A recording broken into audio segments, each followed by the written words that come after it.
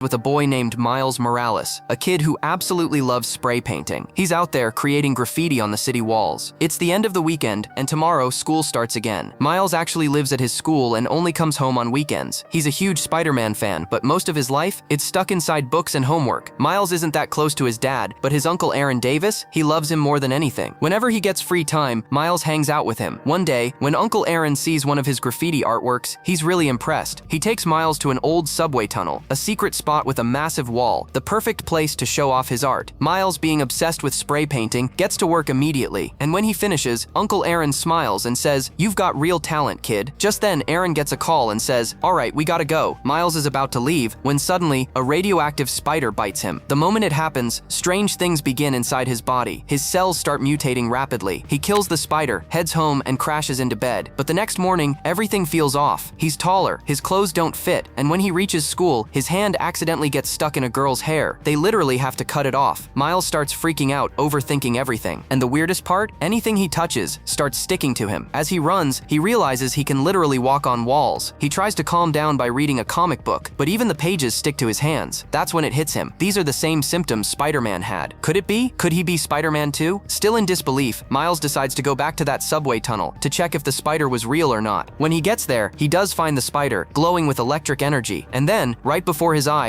Spider-Man himself is fighting the Green Goblin. Miles watches from a distance, trying to stay hidden, but he slips and falls. Spider-Man swings in, saves him, and the two instantly feel a strange connection. Peter Parker realizes something and says, "I thought I was the only Spider-Man." Then he tells Miles, "That machine I'm fighting, it's a collider. I need to destroy it before it's too late." Spider-Man reaches the collider and starts inserting a special chip to shut it down, but then the Prowler shows up, and a fight breaks out. Moments later, Green Goblin grabs Spider-Man. All of this is being watched by Kingpin, sitting in his control room. He activates the Super Collider, a machine powerful enough to open up multiple dimensions, and if it overloads, it could destroy the entire Earth. As the collider powers up, Green Goblin shoves Spider-Man into the energy beam. There's a massive explosion. Spider-Man is badly injured. Miles rushes to him. Peter hands him a small flash drive and says, "Promise me, you'll destroy the collider. If it ever turns on again, our world won't survive." Miles promises. Peter tells him to run, and he does. But right after that, Kingpin arrives and ends Spider-Man's life. Miles watches in shock, frozen with fear, and just when he tries to escape, the Prowler spots him and starts chasing him through the city. Somehow Miles manages to escape and make it back home. The moment he walks in, his parents are shocked. "Miles, what are you doing here? How did you get home?" Miles just says quietly, "Can I stay here tonight?" Meanwhile, every news channel is talking about just one thing. The hero who protected our city, Spider-Man, is gone. Hearing that, Miles feels a deep ache in his heart. To pay his respects, he buys a Spider-Man costume and goes to the memorial event, where Peter Parker's wife is giving a tearful goodbye speech. Everyone there is wearing Spider-Man suits, each person honoring the hero who once saved them. Standing among them, Miles realizes maybe he needs to take Spider-Man's place now. He tries doing what Spider-Man would do. He climbs to the top of a tall building, trying to gather the courage to jump, but he can't do it. He loses balance and falls hard. In that fall, the pen drive Peter gave him, the one that could destroy the collider, snaps in half. Crushed with guilt, Miles visits Peter Parker's grave, wanting to apologize to his hero. But suddenly, someone comes up behind him. Startled, Miles attacks, and the stranger falls down. When Miles looks closer, he's wearing a Spider-Man suit. But wait, the Spider-Man of this world is dead. So who is this guy? That's when the truth comes out. His name is Peter B. Parker. When the collider exploded, it pulled him from another universe into this one. In his world, he's the only Spider-Man, but he's older now, around 40, tired, out of shape, and kind of lazy. The collision knocked him unconscious, and now Miles drags him to safety. They end up stuck on top of a moving train, dodging crowds, cars, and chaos, until they finally reach a safe spot. Peter frees himself, and for the first time, both Spider-Men stand face to face. That's when they realize Spider-Man isn't just one person, there can be many. Miles tells him about the broken pen drive, and how there's no way left to destroy the collider. Peter thinks for a moment and says, "Then we'll just have to build a new one, and for that we need to break into Kingpin's office." The two set off on their mission. When they arrive, Miles still hasn't fully learned to control his powers, so Peter tells him, "Stay out here, I'll handle this." But Miles thinks to himself, "I can't just watch another Spider-Man die in front of me." He decides to follow him inside. That's when we meet a new character, Olivia Octavius. And yes, she's this universe's Dr. Octopus. While sneaking around, Peter discovers something incredible. The spider that bit Miles gave him a unique ability. He can turn invisible, a power no other Spider-Man has ever had. When Olivia shows up, Miles instantly goes invisible. He tries hacking her computer to retrieve collider data, but fails miserably. So he does the only thing left to do. He grabs the entire CPU and runs for his life. When Olivia Octavius first sees Peter B. Parker, she's shocked. "Wait, the Spider-Man of this dimension is dead. Then who are you?" Confused, she runs a quick medical scan on on him. The results leave her stunned. His cells are decaying fast. That's when she realizes the collider must have pulled this Spider-Man from another dimension, and if he stays here too long, his body will collapse. Moments later, Olivia reveals her true identity, transforming into the menacing Dr. Octopus. She attacks Peter B. Parker, tentacles flying everywhere. Meanwhile, Miles, still invisible, grabs the CPU and bolts. Olivia can't see him. Both Miles and Peter fight their way outside, but Doc Ock bursts out after them, and right then, another Spider-Person swings in. A girl, Gwen Stacy. In this universe, she's Miles's classmate, but in her world, she's the one bitten by the radioactive spider. Gwen quickly joins the fight, saving them both. Later, she shares her story, how she battled villains back in her own dimension, how she lost friends, and why she's here. After that, we shift to Kingpin's past. There was a time when he nearly killed Spider-Man, but his wife and son saw him doing it. Terrified, they ran, and in that chaos, they crashed their car. Kingpin lost them both forever. That loss is what drove him to build the Super Collider, a desperate attempt to bring his family back from another dimension. Now Gwen, Miles, and Peter B. Parker visit this dimension's Peter Parker's house. Aunt May opens the door, instantly recognizing them. "You're not my Peter, are you?" Then she smiles softly. "Took you guys long enough." She leads them to a secret underground lab, Peter Parker's Spider Cave. Inside, they meet even more spider heroes from across the multiverse. Spider-Man Noir, from a black and white 1930s universe. Penny Parker, the anime-style Spider-Girl with her Spider-Mech. Spider-Ham, a cartoon pig who's also a Spider-Man. Each of them was bitten by a radioactive spider in their own world. Peter B. Parker explains, "To send everyone back home, someone has to stay behind and destroy the collider manually." Miles steps forward immediately. "Whoever stays, dies, so all of you go back. I'll shut down the collider myself." But the others stop him. "You're not ready, kid. You can't face Kingpin and his goons alone." Hearing that breaks Miles' heart. He walks away quietly, feeling useless. He can't even talk to his parents anymore. He's been gone too long, and they're worried sick. So he decides to visit the only person he trusts, his Uncle Aaron. When Miles reaches his apartment, he senses something's off and hides. Moments later, the Prowler enters. The masked man removes his helmet, and Miles freezes. It's Uncle Aaron. His world shatters in that moment. Trembling, Miles backs away, but Aaron spots him. All he sees is a masked intruder dressed as Spider-Man. He chases Miles through the city, desperate to catch him. Somehow, Miles escapes and makes it back to Aunt May's house, where all the spider heroes are gathered. He gasps, "The Prowler, it's my Uncle Aaron." Before they can react, the front door explodes open. Standing outside, Kingpin's entire team, Prowler, Scorpion, and more. A massive battle erupts. Buildings shake, web lines snap. Prowler corners Miles, grabs him, and just as he's about to strike, Miles pulls off his mask.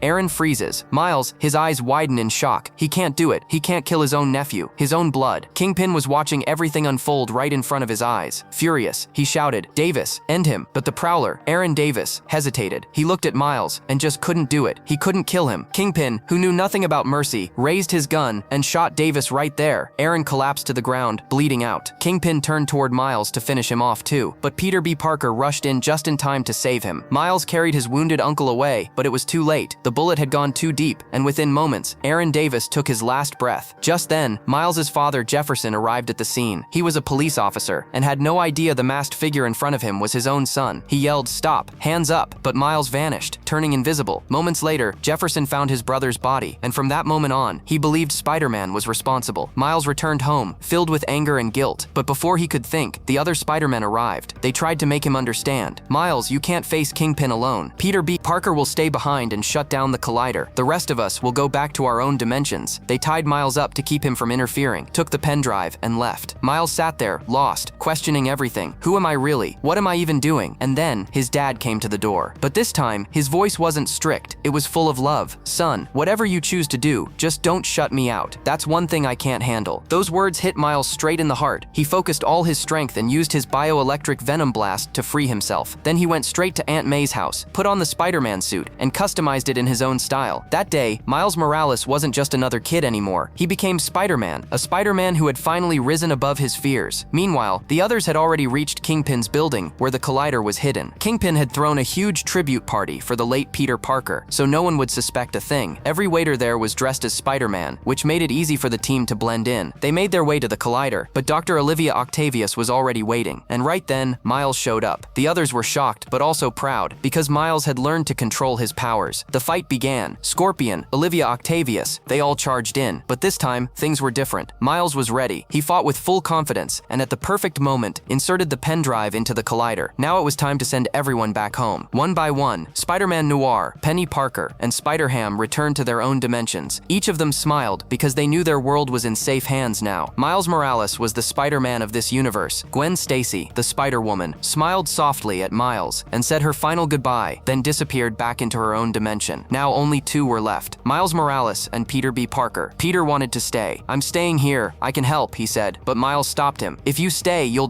die." Peter didn't argue. His face said it all, pain and pride. And just then, Kingpin arrived. Miles took a deep breath. He knew this was his fight now. He pushed Peter straight into the collider, sending him back to his dimension, and turned to face Kingpin, alone. The collider's energy surged again, and suddenly, Kingpin saw something that broke him from within, his wife and son. For a moment, they stood right before him, but instead of love, there was fear in their eyes. They stepped back, terrified. Kingpin roared in rage, throwing everything he could find at Miles. Miles was hurt, struggling to breathe, but he refused to give up because now he was Spider-Man. Kingpin was way stronger, but Miles had one thing he didn't, his Venom Blast power. With one final powerful strike, Miles unleashed his electric Venom Blast, sending Kingpin crashing to the ground. "Take that, Kingpin." The villain was down, and Miles shut down the collider, saving the entire city. All of this Miles's father had witnessed, and in that moment, he realized whoever was behind that mask was the city's greatest hero. A hero who had saved not just the city, but his heart too. Later, Miles thought, Dad must be worried sick right now. He called him, then put his Spider-Man mask back on, and swung down to meet him. Without revealing his face, Miles hugged his dad tight. Jefferson was surprised, but deep inside, he felt nothing but love and pride. And just like that, the city had found its new Spider-Man, Miles Morales. All the other Spider people had returned to their own worlds, but this world, it now had a hero of its own. And that's how Miles Morales became the new Spider-Man, a hero born from courage, loss, and heart. If you loved this story, don't forget to like, subscribe, and share it with your friends, because